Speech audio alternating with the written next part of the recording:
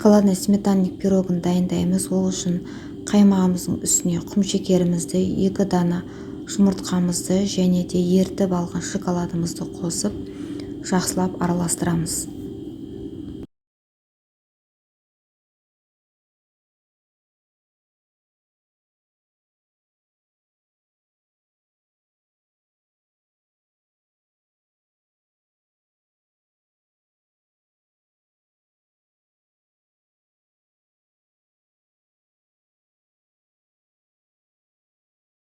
Әрі қарай үстіне какао ұнтағын қосып, венчиктің көмегімен біркелкі масса болғанша араластырып аламыз.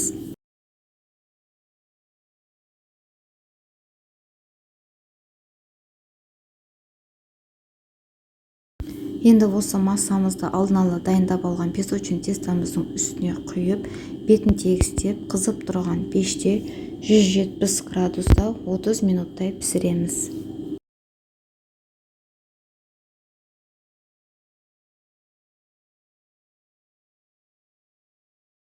Мінекей өте дәмді шоколадты сметанник пирогымыз дайын.